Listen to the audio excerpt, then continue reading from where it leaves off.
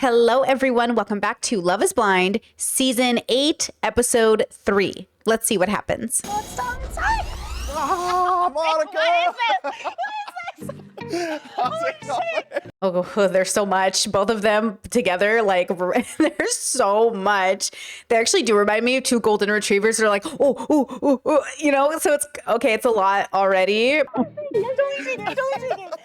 We're totally shaking. I know, it's weird. Oh my god, your hair! I know, I did not crazy. picture your hair like this. Your hair is so beautiful. It's so You're luscious. beautiful. Wait, I have a gift for you. Oh my gosh, wow. Whew. I'm getting very overwhelmed, but I'm so glad they're so happy. Monica and Joey. Monica 27, Joey 34. Both love to swing dance. I think I put this on your finger, don't I? Which one? That one? Is it that one? Holy shit. There you You know, everyone is different. If this is the energy they want, it's the energy they want. It's a lot. Like, I am overwhelmed. Like, I can't tell what's happening or why they're so excited or why it's like, you know what I mean? I know. It's weird. I mean, you look beautiful. Thank you. Your eyes are amazing. It's just weird putting eyes to it. I think this energy also makes it impossible for them to be honest in a sense, because it's like, it's so intense that if in the moment he's like, yeah, actually, like, I'm not into you, it'd be like such a switch of energy. I feel like when people are calm, it sort of allows them options. But then let's be real. I don't think anyone's ever taken this opportunity in all of my memory of Love is Blind to reject a person right here and then. It's usually like right after. So, oops, I did not mean to press play. So, yeah. What is this? What do we do? Do we sit down? Yeah, let's sit Do we down. stand? Oh my god. I even think of facial hair. No. I even think about it. I love facial. Like, this is beautiful. I love facial hair. Dave. I did not once process him as somebody with facial hair. He's so blonde that I, in no part of this process, imagine Joey with facial hair. The whole time he has been no facial hair. Yeah, he has, I guess he does have facial hair. Can I, like, kiss you? I do want to kiss it. Do you want to kiss it? Yes. Oh my god. Is she a girl golden retriever and he's a boy golden retriever? Is that what's happening? I was pretty excited when I got the call To come? here. Yeah. There's no way. Like, why me? Because you're incredible. Oh, Taylor and Daniel. Oh, I forgot who these people were, but they were the first couple that showed up. Taylor and Daniel. Taylor is the nurse, 31. Daniel's the short king. Okay. Wow, I forgot about them. Here we go. I was pretty. I feel like there's a reason that I'm here. Yeah, for sure. I didn't know if I was gonna come here and like truly connect with someone. Yeah. And like I definitely have. And it's a little bit nerve-wracking, but it's also very exciting. They're the first couple that showed up in the season, and I thought, oh, they might match up. They're really like normie in a good way. He's a short king, 29, 5'8". That's what I wrote down. She's 31, a nurse, wants a family. Okay, so, and he wants a family, so they have that in compatibility. I'm assuming he's going to propose to her, maybe even in this episode. I don't know. I guess that's probably my biggest fear, is that maybe that kind of happiness doesn't exist for me. You're one of the more amazing people that I've like gotten to know, and like I can't ever imagine you not finding your person. So they just had a conversation where Taylor expresses her fears that maybe, you know, in this lifetime or in general, like she's not going to meet her person. Like maybe there isn't someone for her. He says, no matter who you leave here with, I don't think you're going to leave alone. Again, this obsession everybody has with what if I don't find my partner? Okay, like what if? I just really want people to deconstruct this fear they have over not finding their partner. And it's really hard in a world that conditions us through marketing and movies and family traditions that you're kind of less than because you don't have a partner. But that certainly doesn't define you. You are so much more than whether or not you have a partner. You asked the question last night, will you be okay around my sister? Yeah. I wanted to give you certainty. I support that community, and so does like my faith, because I told you about how like I've made it my own. Pause. Okay, Benny boy. This is Ben and Sarah, and Sarah's the gay sister, and she really wanted to make sure that Ben was supportive, and he references the gay community as that community. which is a huge red flag for people in my audience and for myself as a queer person. That idea of like, oh, those people, that community, I support that community. It feels, just say the gay community. Just say, I support the gay community. It feels weird to be like that community. I don't know why. I've never heard somebody say it like that and then be really pro-gay. So I'm confused by the language choice, but let's see. You shouldn't have to bring it up, right? Yeah. But you do sometimes. Everyone that I've talked to, like gotten this far with, I brought it up just to make sure at least like they're aware that that's important to me. And like I've noticed there are different responses. I wanted to come in here and just make sure that you knew where I was at. Well, and that I thank didn't you. want there to be any barrier in the back of your head with that being. Okay, genuinely, Ben looks so much like Mason. It's confusing me, but this is Ben. This is not Mason. They just look very similar. This is Ben, who's 27, account executive. He is Christian. He says he makes his religion his own. And this is Sarah. Why don't I have Sarah written down? Am I confused? Oh, I do. Sarah loves dad bods, as a nurse, 26, 28. Sarah's 28. Let me write that better. Okay, so Sarah and Ben just got done talking. I'm still hesitant to believe they would be highly compatible with the gay sister element, but let's see. Sarah did also say that she had gone on other dates with other people, and she had brought up the gay question, and she could tell they weren't her person. Like they either wouldn't have a date the next day or they'd answer differently. I'm really glad that that's a priority for her. I just, I'm not sure that Ben, even though Ben said my religion, the way he has his religious relationship with Christianity allows for gay people, the way he talks about that community makes me hesitate on trusting his comfortability level. His comfort level. This is why I say my favorite part of Love is Blind is when they meet the families and friends, because I think that's when the truth comes out. So I hope he gets to meet the sister. I think we'll learn the truth. Alex was saying that he wasn't sure if he liked me just because he liked me or if he liked me because I was similar to people he dated in the past. That sucks to hear, but instead, I think it made me realize my feelings for him. I actually really do have a connection with this person. Hi. No way. Do you see it? What? I love it. It's the Berlian. Yes. Wow. Oh, I'm giving it a big hug right now. Okay, so in the last episode, I'm not sure if I added it into the edit. I don't think I did. She was telling him that she's a cuddler and he's a cuddler. And at night, she cuddles with this bear that's a bear and an alien. And that's like what she does at night. And they flirted with the whole let's cuddle thing, whatever. Interesting that she gave a show of intimate gesture to Ben and not to Mason to reassure Ben her avoidant attachment wouldn't get in the way of their relationship, which means that she is making an effort to court Ben. Okay, so I would say that's a pretty big deal, right? That insinuates that Mason's definitely going to be open to go for Meg, and Mason and Alex might just be together after all. I know you have maybe like some preconceived notions of me, but I just wanted to show you that like I'm not that person anymore. Just like in the same way that like you used to be anxiously attached, I used to be avoidantly attached. Hold on, because in my last episode we just reviewed, he asked, "What's your attachment style?" and she said avoidant. But now she's saying, after he made reservations about that, she's now saying, I used to be avoidant and you used to be anxious. But he's saying, I'm confused. Are we all using language differently? He present tense asked her, what is your attachment style? And they both gave present tense. He said anxious, she said avoidant. So now I'm like extremely confused. I hope he clarifies. Is this like an attempt to fix something she thinks is broken? Is this like a response, like a defensive response? I'm confused. And we as humans can grow and learn. Yes. And get kind of hurt when you're like, I don't know if I'm dating you because I've dated you before. And I was like, oh. Yeah. Hearing about like some of your past experiences. I'm not that person. Well, I believe you and I trust you. And I also wanted to say that, like, I apologize. It was intense. It came out very strong, and I didn't mean for it to. I don't want you to feel like you can't bring up like concerns or anything, but yeah, it felt like after that you kind of shut down on me. That was disheartening a little bit. I shouldn't take past relationship traumas into new relationships. Why did he ask what the love language was if it wasn't clarified present or past tense? It doesn't make any sense. And so, yes, the conversation was hard, and yes, it was uncomfortable, but it was also like a really good question to ask. Like, what's your current attachment style? I don't know why she would have answered for a past version of herself. Do you know what I'm saying? It just doesn't, something sounds really wrong here. I don't get this. And I don't like that she said you used to be anxious, but she didn't correct her. Because what are you now? Are you guys different attachment styles now? I'm confused. That's amazing. Yeah, don't make the other guys jealous. Okay.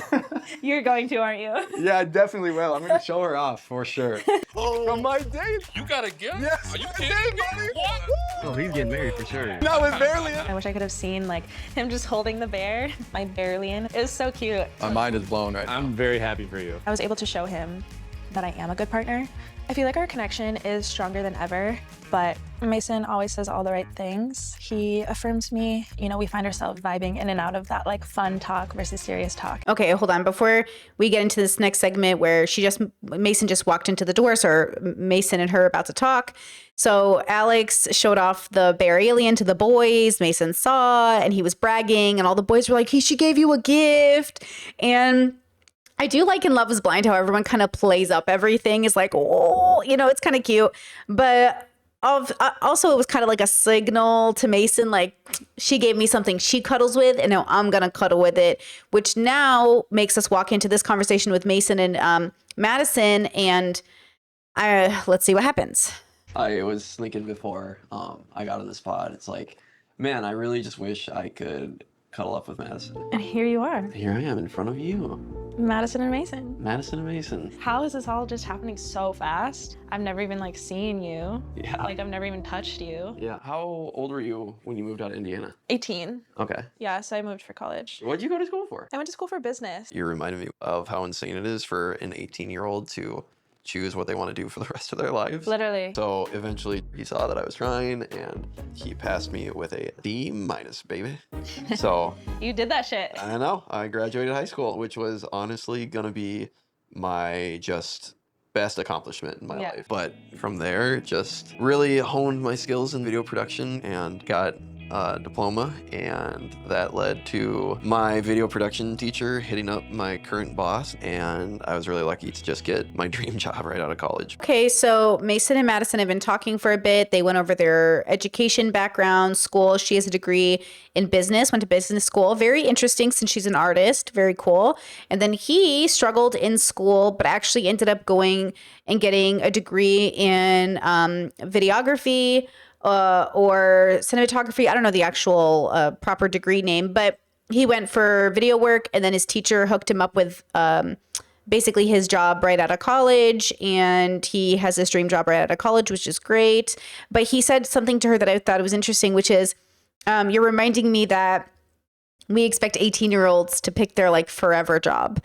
And it is true, right? It's a ridiculous pressure we put on 18-year-olds, but very cool that both of them found their way into figuring it out, regardless of how rough their beginning starts were, right? Because she definitely didn't have a good, like a solid beginning start. That's a really rough childhood to have.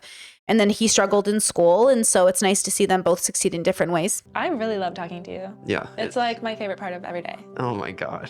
I'm blushing. I felt like an energy shift yesterday. You said you get confused when you leave our dates. So I was like, what does that mean? Is he tired, or like has the connection bit changed for him? Okay, pause. Very proud of Meg for finally like having a real conversation about things. This is the most direct I've seen her for a person who's so like, you know, she almost seems like the type, but she's not very blunt as much as like I would assume she would be. So this is good to see her make the strongest I've seen her statement of what happened, why did it shift? Meg, I've never connected with anyone really the way that I've been connecting with you. Okay. It's kind of surreal. So of course, in the dating process, they talk to the person they're dating with the most. And so he'll tell Madison, this is the greatest connection I've ever had. Madison will say, they were my favorite date. Then, of course, they'll talk to Alex, and there's Alex, you're my favorite date. And then he'll talk to Meg, and Meg, I've never had a connection with anyone else but you. And it's like, or not as strong, you're the strongest. So they're all reassuring each other, which is where the mustiness comes in, because then you're reassuring me, but you're still reassuring that person. It's like, okay, I'm still confused, you know? I told you, I feel like you're not even real. You're just a computer voice on the other side of the wall here. Yeah. Just saying what I am thinking. I genuinely am just more confident whenever we get out of the pods. Okay. Um, I just needed to hear that. Yeah. And like get a little bit of affirmation, because like seriously, Mason, I feel like I have not connected with anyone like this in a really long time. How's things going in the girl land over there? Oh my God. Interesting, because I don't think we've seen Meg with anybody else. So but I like that she said, I want you to be with the girl that lights you up. She's saying, I want you to be with your person.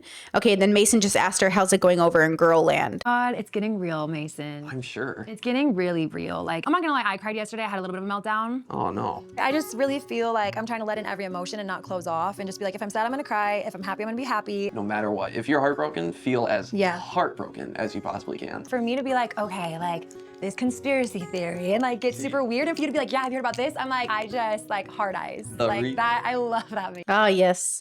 True love. Conspiracy theories. Have you heard of the Emerald Tablets of Tote? Tell me all about it. They are green tablets Okay. that have been discovered in the pyramids of Egypt. There is shitty Google images that I've seen, which makes me now think that this could just be a complete fucking hoax and I'm an idiot. That's what a conspiracy theory is. Conspiracy theory is a conclusion made off bad data. That's why you have to be a conspiracy theorist. Things that are true don't need a conspiracy. Like, things that are true just are. That's why I don't like the guessing. We already guess too much about civilization. We already guess if there's gods or devils or demons. Like, we need to stop guessing and we need to start discovering. So you got two top ones now.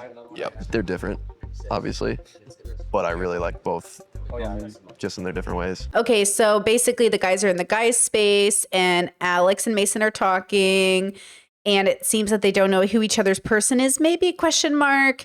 I think Mason might know who Alex is with, Madison, but he said, you know, I just had a great time, but not with my top person, which I think was Meg. And he said they're both great in different ways. Mason said they're both great in different ways. It's hard to pick, basically. So it's interesting to see the boys talk in this capacity versus the girls. So Are you guys focusing on the one, or does everyone here have like 1-2 strong connections that are like equal? Every time I have a date with each one of them, I'm like, it's you. And then I go and it's you. What do you feel like you need to see from one to be like, that clinches it? I need them to be like, you're my girl. Like, I feel like the girls are waiting for the guys to pick them, which is the tradition. Though in season 1, I believe one of the girls did propose to one of the guys technically, or I guess he did propose first and she proposed. I don't remember. But either way, like the girls are allowed to propose. You're allowed to twist the game. So I am curious about that. Is Madison saying, you know, the thing that would make the difference for me is just one of them picking me? Is that literal? That's not love. But also it needs to be mutual.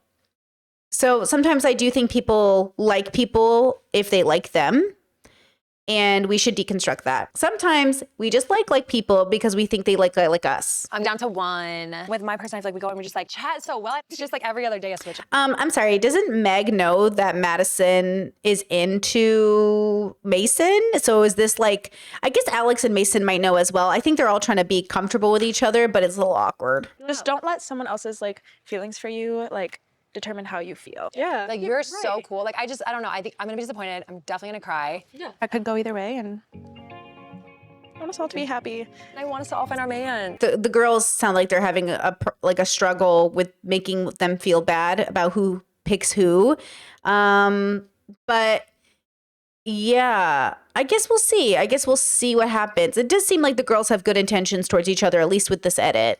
I was like, I think some other girls are treating me differently, and I can't figure out why. Lauren. I think yesterday made me realize I want to be like more guarded in the lounge and stay in my confident self with like all of this. Just be you, Lauren, because you are literally, I say it all the time now, but you are amazing. You are too. This is what it is. Interesting. Lauren just came into this clip saying that she feels like she might need to be more guarded in the lounge with the girls.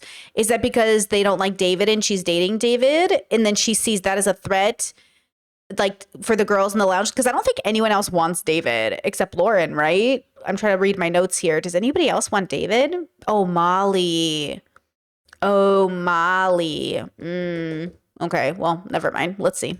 I'm not going to think you're like being being drama queen over there or anything. You ready to talk about kids? Yes, I'm pumped to talk this. My closest girlfriends, we're all 30. Yeah, you're getting old, so like let's crank this thing up a notch. There he is negging her. Oh, you're 30-year-old. Let's crank this up a notch. Yeah, I don't like his humor. I think his sense of humor sucks. I'm kidding.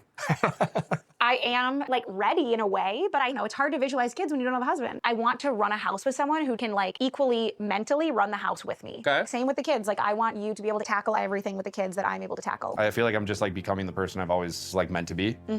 I don't act like this in the real world. I don't act like this in the real world, David said. He said he hasn't been in love in a long time. He doesn't remember what it feels like. That's scary in some ways to build an experiment like this because it brings out a different side of you. It's almost like not real you. And again, that's why Love is Blind is really smart to do an experiment where now you have to live together outside the pods because that's a different version of you. It's easy to be in love when there's no responsibility. Nobody has to do chores. Nobody has to share responsibilities. There's no bills coming in. There's no fighting. There's nothing real life. No one's dying. No, like, everything is good in the pods is what I'm trying to say.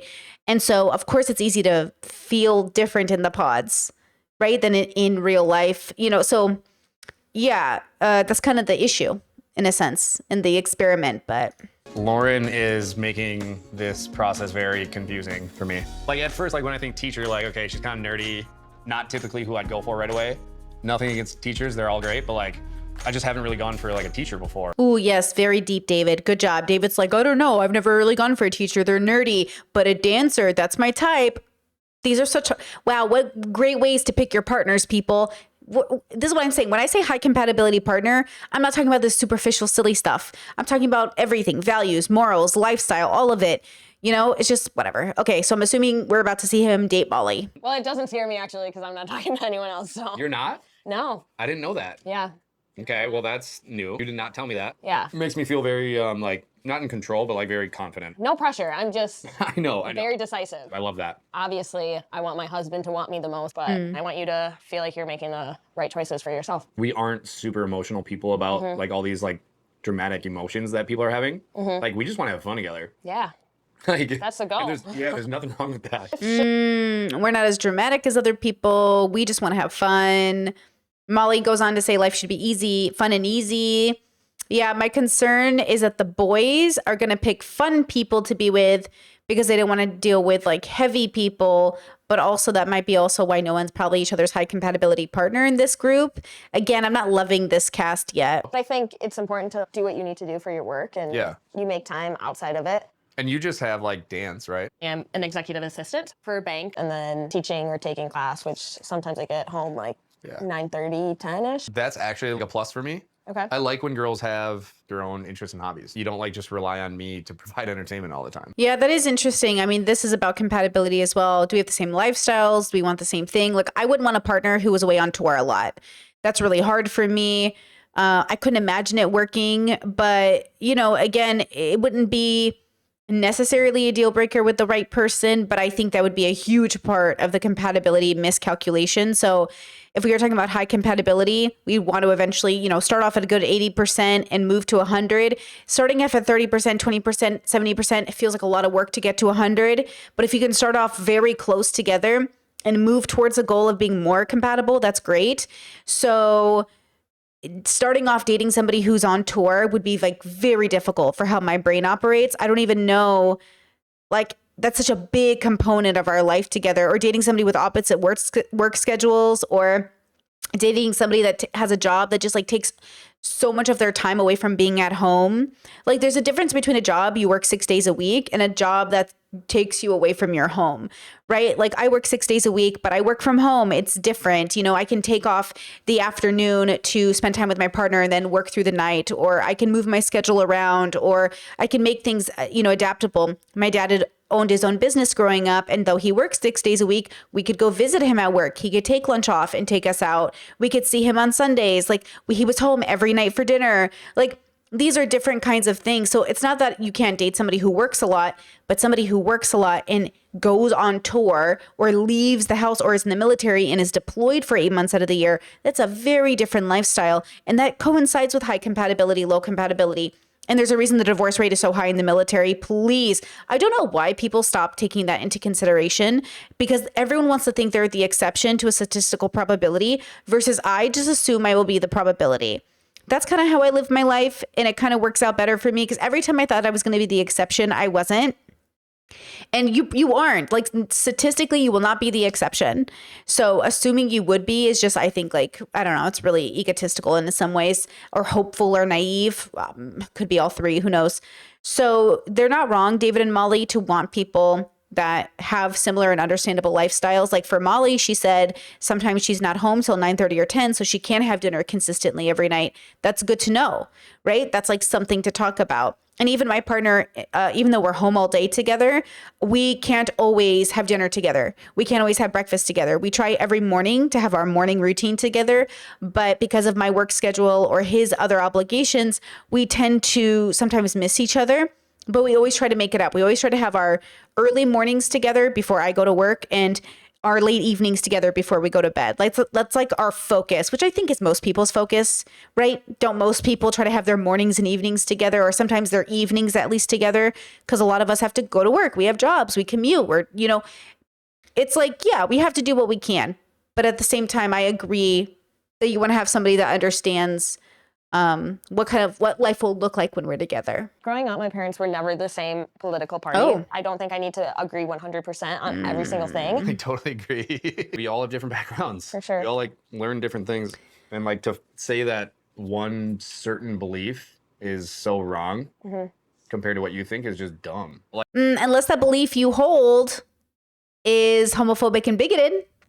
Let's see. He said Republican side. Like Republican side, yeah, I agree with. I want less taxes For sure. and less government in my life. Yep. But then on like the liberal side, it's like liberals have probably better hearts. Like they want more, love throughout the country and world. Like Republicans, for some reason, are just so anti-abortion. And it's like, okay, but like they want less government in their life, so yeah, that's hypocritical. And then also, it's like, what if someone right and they get pregnant? What if like there's so a many birth defect, situations, or the mother's life is in jeopardy? It's just such a tricky situation. It shouldn't be so like left or right. Yeah. They even add it into like dating apps. Like, what's your political status? Yeah. And it's like, why does that matter? It matters. And like that, see, no, Lauren is the one with the F the patriarchy tattoo. So Molly, I don't know what Molly's position will be. She was raised Catholic. Let's see. But so was he. I wonder how this conversation is going to go, but it does matter. I like that those things are on dating apps because I'm not interested in dating a Republican. If you identify as a centrist, absolutely not. If you identify as a Republican, absolutely not. If you identify as conservative, right wing, absolutely not. Like, zero interested. Don't even talk to me. Don't even try to say it. But Brittany, no, but Brittany. No good Republican policy ever.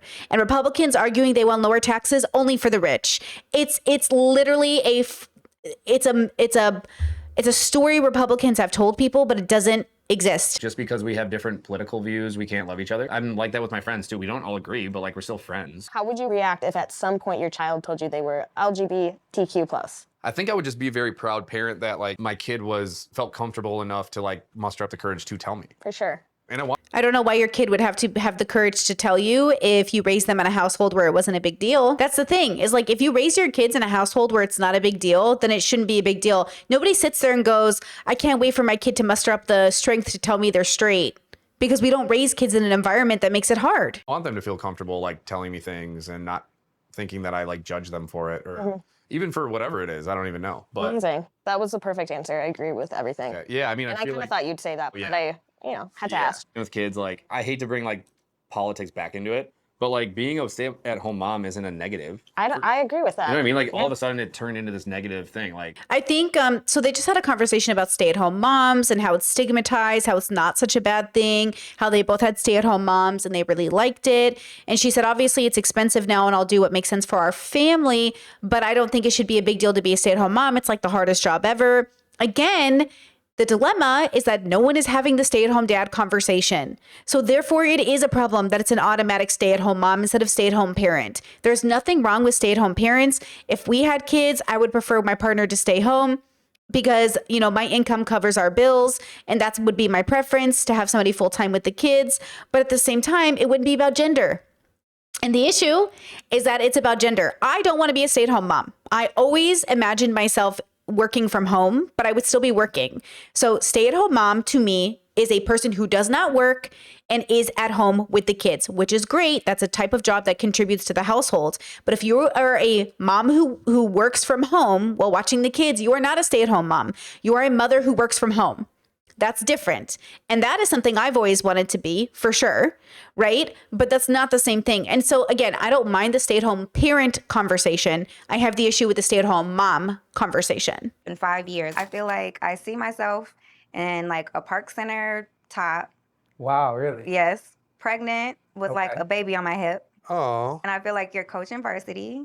And I feel like I'm like making walking tacos. Wow. You know, At the concession at the stand? concession stand. Wow, that's really cute, actually. I don't know what park center means. I don't know if that is, let's Google it. Is that an expensive place? Is that not an expensive place? So really quick apartment search for Park Center, Minnesota. I don't know if I typed in the right stuff. Apartments seem reasonable, anywhere from $700 to $3,000 a month for rent, which makes sense. And then if you go back down, you go to realtor and you go to housing, you'll see the house is super cute. Right? Let me X that out. Super cute. 500,000, 600,000. So pretty expensive. 300,000, 700,000. Pretty expensive, but pretty, I mean, housing is just ridiculous in the United States. So I don't know if when she said that, she was saying something because he seemed kind of shocked at Park Center. And I don't know if that means he thought it was expensive or inexpensive. Maybe you guys can tell me if you're locals there. I also don't know what that insinuates because let's see, this is Devin. He's 28. So in 5 years, okay, he'll be in his early 30s. He'll be how old she is right now. She's 33. And let me see here. So she's 33. She wants to have a kid, 2 kids by her late 30s. That makes sense.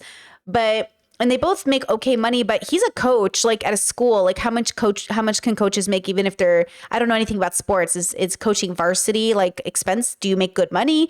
She's in healthcare, so I'm assuming she feels like her income would match them. Kind of interesting. Yeah, I don't know what it felt like he was trying to say something, but I don't know what it means because I'm not from the area. So if locals in my audience can let us know. Park Center. Expensive, not expensive, big deal, not a big deal. Seemed cute. With the quick Google search, seemed cute. Like you're a really, really, really amazing person. I know you said like you've been closed off from like telling people things. Yeah. But we should really focus on like getting deeper because I don't think I can get down on one knee and propose to you if I don't know everything about you. I think you wouldn't want to accept my proposal if you didn't know everything about me on my side. It's supposed to be a forever thing. Yeah. And I don't think it could be forever if you don't feel like you could talk to the person about anything. Okay, true. With Virginia, I could see her being my wife, but I know there's something that I don't think she's like fully telling me yet. And in a marriage, I have to know everything about you. Good morning. Good morning. Oh, you got lots of energy this morning, huh? I also have a connection with Brittany. She's just a really fun and exuberant person, and I'm very outgoing, and I have a lot of energy myself, so I feel like we can match each other, and it'd just be a good time being together. These past few dates have been really clarifying for me. Mm-hmm. There's one other person that I've been, dating, and like I know there's another girl that's dating him, and I just haven't been even upset about it at all. Mm-hmm. I don't have to sit and worry or like wonder, and I just feel really good about it. So, yeah. I never want to like put pressure on you, but at the same time, like I wouldn't mind just focusing on you. You and me, Mads. That's interesting. So she's getting serious. She's saying, "I just want to focus on you." The way he answered it was very like, "You and me." She's like, "Okay, really?" Like. He almost sounds like he's joking too much and she's being more serious and their energies are a little off. So I wonder if she's feeling as reassured. I know the audio is really weird through the doors.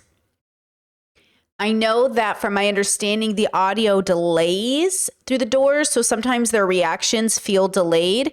And I know it must be weird because they're just hearing it through a speakerphone. Like imagine you're having these conversations and it's just over a speakerphone.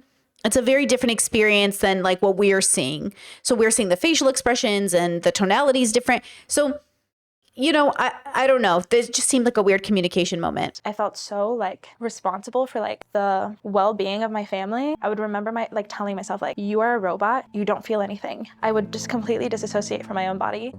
Is there anything I could do in that situation? There's nothing really that like anyone can honestly do. I can handle things. You can't always like be there to like save the day and like it's sweet that you want to be able to like do something or help or like whatever. But it's like at the end of the day, it's my responsibility. Okay, yeah. See, there's language that Madison uses that tells me she's gone to therapy, at least from my, it sounds like very therapy talk, where she's aware of her triggers, aware of her disassociations, aware that at the end of the day, it's her responsibility, aware that people can't always do things, though there are things people can do to make it better.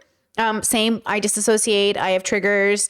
My partner, is very helpful and comforting, but at the end of the day, it's just something I have to ride through. It doesn't happen often, but if it does, we ride through it. And it could be an autistic trigger or a borderline trigger, though. I think for me, it always feels more of autistic related at this point in my life than BPD related. I think I can't know, right? But I feel like the reasons I might feel bad feel more autistic related than BPD related, but who knows at the end of the day, right? I just do my DBT steps. I call it a day. And at the end of the day, it's my job to regulate. And also I think a lot of us who have been traumatized as young people, we do have all of this like angst in our bodies that is, we're constantly like learning to regulate and stay regulated. That's why meditation is so helpful.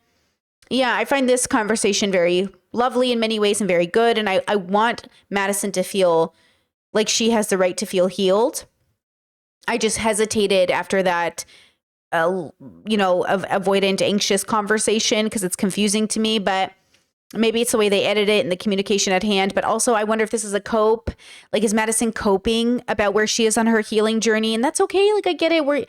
She's 27, she's a young person, but also at the same time, I think that's also the indication of where she is. And I just don't ever want, if Madison ever saw this, to feel bad about where she is on her journey. She's doing such a good job, but I want it to be a lesson for all of us to be, self-aware, but introspective. Self-awareness is great, but if you don't do anything with it, right? We have to be introspective enough to be able to say, I'm still working on it.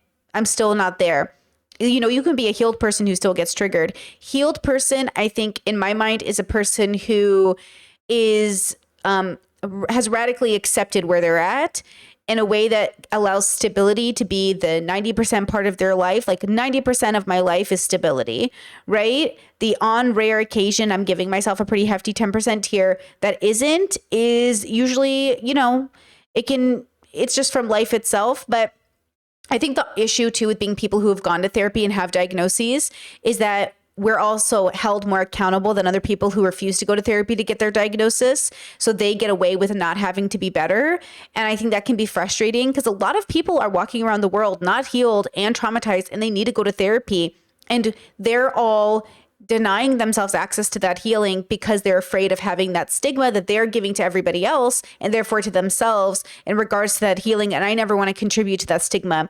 Like, I never want to contribute anything that I'm doing to that stigma that Madison or anyone might be feeling, because it's not a competition of healed or unhealed. It's just words we use to tell ourselves where we're at. So if Brittany, when I was in therapy, I knew I wasn't healed yet. And even though there were times where I was like, am I healed now? I could tell I wasn't. And so for me, Brittany, I set a standard of when I was allowed to say I was healed and when I wasn't. And a big part of it was making sure I wasn't repeating bad habits and I wasn't going back to toxic relationships, and I was getting better with my life, like money and health and stuff like that. That trauma wasn't the leader in my decisions. I make sure that my trauma doesn't lead my decisions. Even if it impacts my day, it doesn't make decisions for me. Versus in my 20s and in my teens, my trauma, I would be trauma informed. I would make trauma informed decisions in a bad way. Like when Madison said that when she gets upset, she actually becomes more logical. I don't utilize that anymore. When I was unhealed, I thought the logical was better, but when I was healed, I realized the logical was a cope. So for Brittany, if I still shut down and became a logical Brittany, which was in quotation marks, not actually logical, but avoidant attachment, then I would say I was unhealed. But in my healed state, not only do I not do that, but when I feel dysregulated or upset, I voice it, and I voice it with a lot of love and compassion. And then I calm myself out and say, this is where I'm at. This is what I'm feeling. Let me face it. Let me face this dragon right now. And then everything's better and the day goes on and everything's great. Right?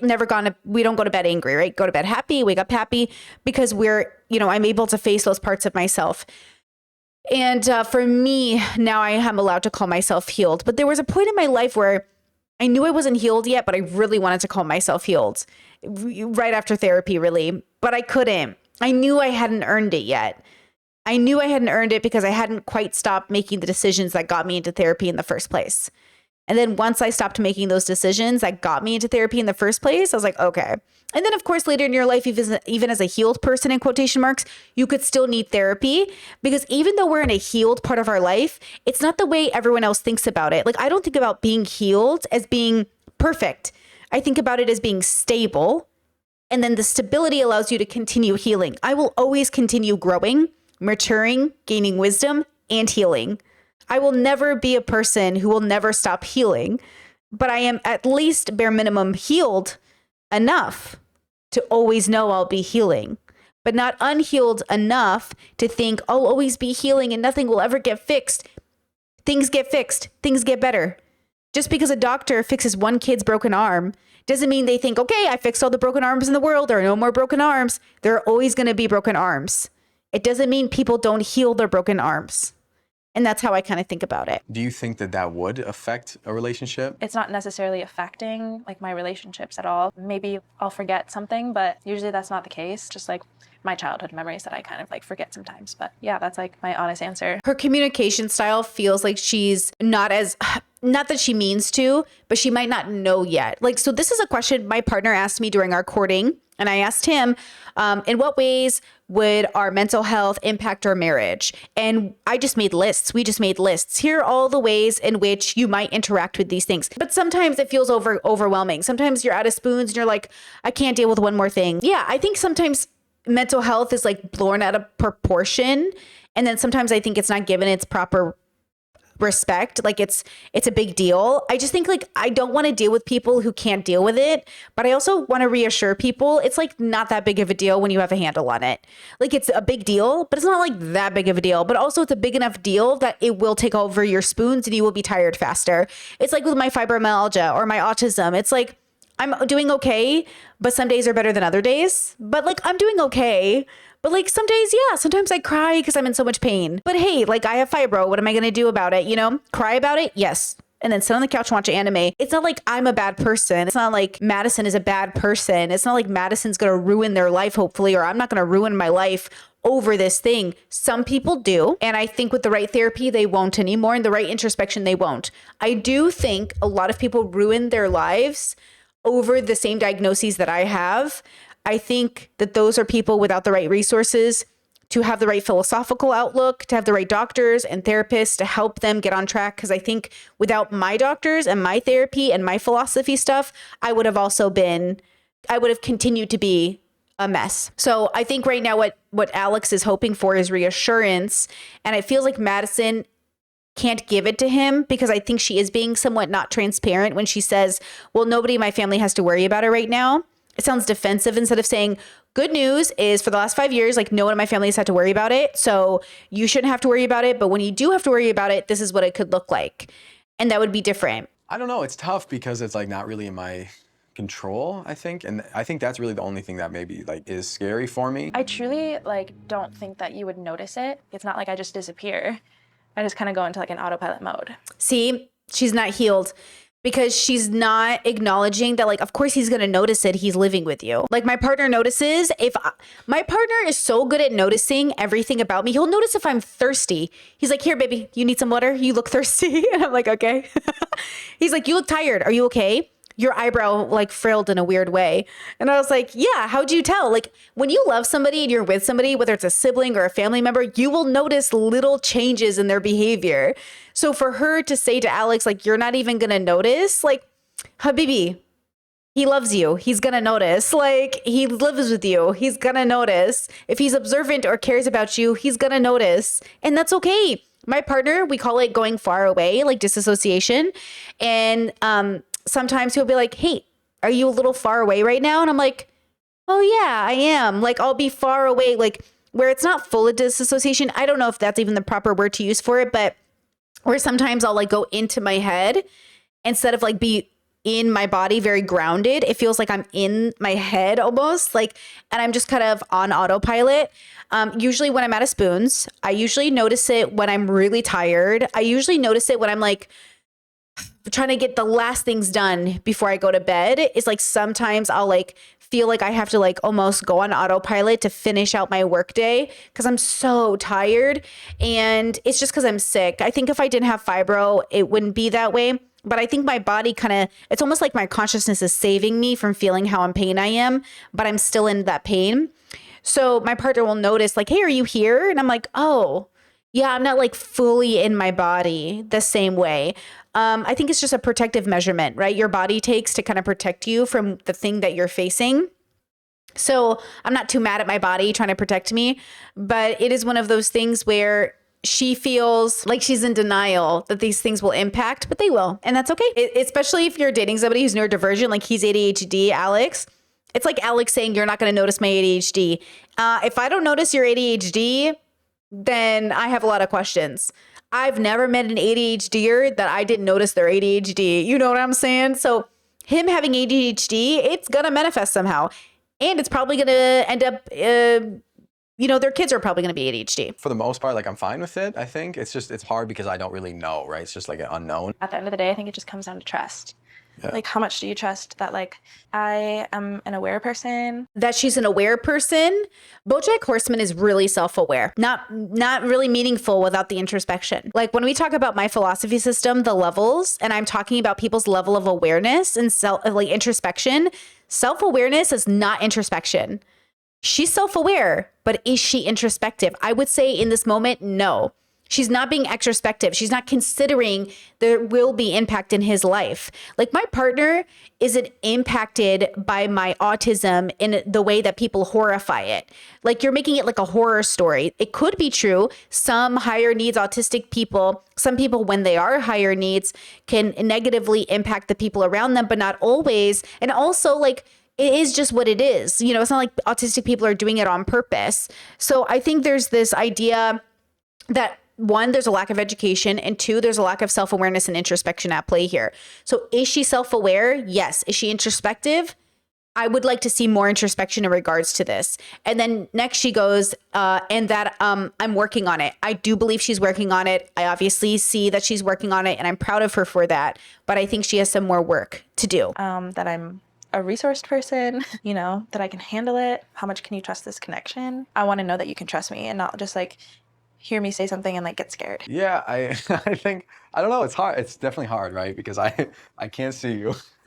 And it's like, I don't know the extent of that. Mm-hmm. But I mean, I think at this moment, I think I'm fine with it. Like you haven't shown me anything that is like crazy or too extreme or anything. I think we all have our different issues. I think is where I'll leave that. Obviously, there's probably people who have been through a lot less than me. And if that's what you're looking for, like, that's totally understandable. But I also think it's those things that made me me. And I think that's why we were able to connect in a lot of ways. Your natural inclination seems to be very fearful. Well, Madison, I think, from my perspective, like jump into my pod real quick and like, just like I'm thinking about a huge decision, right? Yeah, she is pressuring him a bit. But I think what she's doing is looking for reassurance, funny enough. She's being a little anxious attached right now, where she's actually like looking for reassurance, but he's looking for reassurance and neither of them know how to reassure each other. Yeah, like both of them are struggling to give each other, reassurance, huh? Relationships are built on trust. Yeah. And not to toot my own horn, but out of everything life has thrown at me, I'd say I'm doing a pretty good job. I think that is true. I think she's doing a great job. Phenomenal. I think it's okay to say, though you're doing a great job, you might need a few more years of working on yourself. No big deal. I mean, at 27, I was a mess. I want her to give herself the next 3 years to figure that out. But I don't also want her to rush herself. I feel like sometimes Madison's being hyper independent, maybe playing into parentification and playing into her avoidant personality and playing into this need to do it all on her own is pushing herself to deny herself the ability to admit that she maybe needs some more time. What's really weird is there's this girl that I know has like a really good connection with you. I can always tell when she comes out of a date with you. And that's just the weird part about dating the same person. Is she just glowing immaculately? Yeah. I won't say too much. On my end, I try to keep things a little, quieter. And Interesting, because she told Alex she doesn't even care that Meg is having a good connection with Mason, which now I wonder if she didn't get the reassurance from Alex, so now she's want the reassurance from Mason. And if she's gonna push for Mason over Alex because she wants that reassurance. Are the guys not like talking about it at all still? Yeah, no, there's no names being mentioned.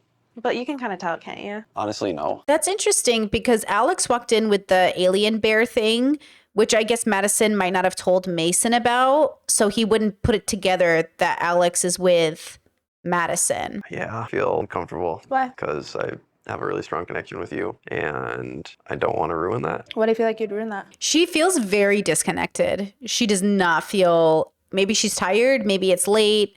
They could have a night shift together, but she feels very in the logical mode. You know what I'm saying, girls? She feels very like disassociated to me, but I obviously can't know that by just this situation. It just feels off. Because every ounce of me feels wrong for being in a relationship with multiple women. I don't feel hurt at all. Okay. I know what I signed up for. I'm honestly just teasing you. Are you? Yeah, because I always tell you I hope your dates aren't as good as this one. I have one other pretty strong connection. Yeah. Now we're here. Now we're here. Here we are. That's the name of the game. Very weird dynamic. I don't know. She could just be tired, but she feels very like slightly mean, like slightly like she's poking just a little bit, but I'm not sure why. I think I'm confused. And I feel like there's been a lot of times where I've been given up on and broken up with. What do you think it is, though? It's usually from them falling in love with somebody else. Oh.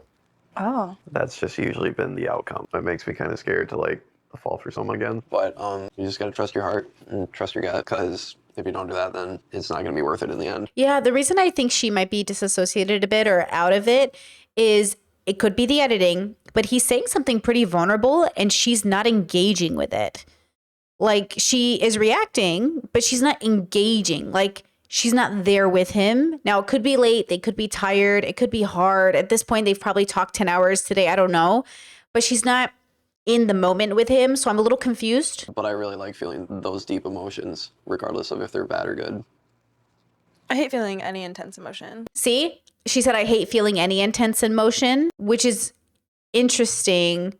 So this is why I think she's in her, what she called her logical mode. I think she's in her avoidant moment right now, where she's like avoiding engaging with the vulnerability, even though that's what she wanted. Right. So, okay, I'm getting, I could be so wrong, but that's the vibe. You've been the one to break up with people? I have been the one to break up with people. I just respect myself too much to allow bullshit. She's avoidant personality and she's dated bad people, which is the justification, but really she's run away because she didn't want to engage in the anxiety of dealing with the relationship. In any moment where she felt like it wasn't going right, she shut down, used her girl boss attitude to break up and move on, but it wasn't because of a healed place. Speaking from experience, I have the same MO. Where I told myself, I'm breaking up with you, I'm better than this. But the truth is that I used my avoidant personality, my trauma to shut my feelings down so I could break up with people I knew weren't good for me. And yet there was messy get back together and, back and forths. There was like a messiness to it. It wasn't about I knew I was better. To be honest with you, I wasn't the greatest person. I was okay. I was a pretty good person, but I wasn't like my best. But I think that was obvious in who I was dating in the first place. The irony is we tell ourselves we deserve better, but then why are we dating these people?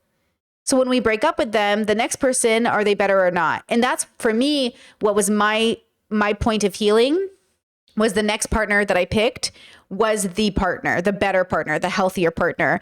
And that was sort of the point. Look, I'm not the kind of girl whose dating history is great breakups. I had messy, awful breakups. The only breakup in my 3 adult relationships that went well was with the girl that I dated. We went to IHOP, had pancakes, hugged each other, and never talked ever again. And it was beautiful. But my other 2 relationships were really messy, and it wasn't the greatest, and I'm not proud of it. And it's a little embarrassing. But now, here I am in this great marriage, hopefully no divorce, right? That's the goal. And we don't foresee that happening, and we'll probably die with each other, which is, bittersweet. One of us will die before the other, of course. And we'll grow old together and go through Alzheimer's and all that old people stuff together. But it's like, that was the sign for me. That was a sign for my family, for my friends, to see that I had grown and gotten better, is that I had stopped my pattern, that I had dated somebody that actually was good for me. And now every time someone calls and says, how are things going? They hear nothing but good news. And that's the difference in the pattern. As they used to call and they would hear nothing but bad news. But now all they hear is nothing but good news because there's nothing going wrong. Everybody's chill. Everything's great. The most stressful thing in our lives is my fibromyalgia and the economy, like everybody else. We have the same stress as everybody else. Okay. Egg prices are crazy. Okay. And I think I've dated a lot of people who are really good at just bullshitting. So I wonder if she's projecting that onto Alex. Like Alex is the bullshitter, but I don't know. Let's see. She said, I just think today has like kind of made me think about my connections a lot more, which ones I can see existing past the pods. So she had a bad day with Alex, and instead of, allowing him space to feel the way he's feeling, she's using her avoidant trigger to pull away from Alex and notice Mason again. And she wants to feel healed. Actions speak louder than words sometimes, girly. Let's see. How are you feeling about our connection? I am feeling very, very good about our connection. I very much have like a connection with you, and I know you have connections with other people or one other person or whatever. I wish I didn't have to like think about like this girl's feelings too. At this point, it's very like make or break, you know? So many people's hearts on the line. Yeah, seems to be the case.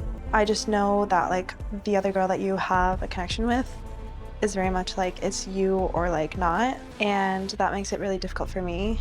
Like I know that I shouldn't, take that into consideration, but it's hard not to, especially when I do have another really amazing connection. Yeah, I did not know that information. I feel like you are a person that I can be honest with. And I feel like you would want to know something like that. Like my other connection, I'm getting just like a little more when it comes to like that affirmation.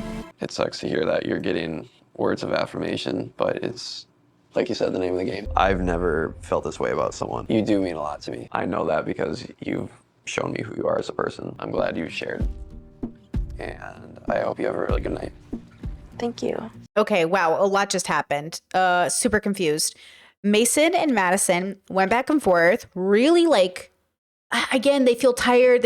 She feels a little disconnected to me. She said she was having more of a connection with Alex, which kind of contradicts my theory about her pulling away from Alex to go towards Mason. But then she kind of did go towards Mason with like this very blunt, like pick me or don't pick me. Instead of saying, I'm going to pick Alex, she's still giving him the option while taking into consideration Meg's feelings and saying like, I do want to consider Meg's feelings and that sucks. But also, and then Mason basically said this is a real connection. Basically, I thought he was going to propose right there, but then he didn't.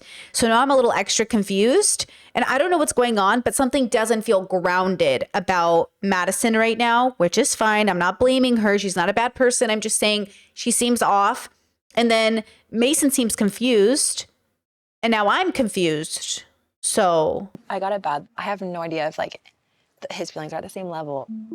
Something about them artsy boys. It's just, literally, everyone I fall madly in love with is like an artistic free thinker. And Mason's an artist free thinker. It's so worth it. It's so worth it. You have to risk it big for the big love. Why is this like all just like working out? Like the line, like it's just like aligning. Good God. That was the end of that. I don't know what to say. I'm a little concerned for everyone, but I wish everyone the best. I assume this next episode is going to be pretty intense. So fingers crossed. I'm sure people will connect on this one. And I'm curious to see what will happen. I also I keep forgetting David and that whole Molly Lauren thing exists. And then every time it comes back, I'm like, oh, because I was so engrossed in the Madison situation.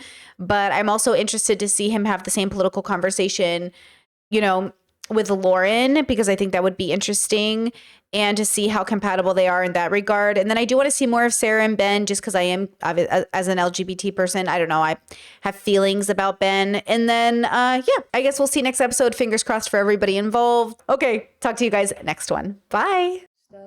In my head, in real life while in bed, my belly's being fed and I'm okay. I'm just fine, yet all I do is whine. Not to you in my mind, cause I know I don't make sense. I've been nothing but blessed, so why's my life a mess? Please tell me, cause I'm sick of thinking. Yeah, I'm sick of reaching out for the truth and living life as a fool.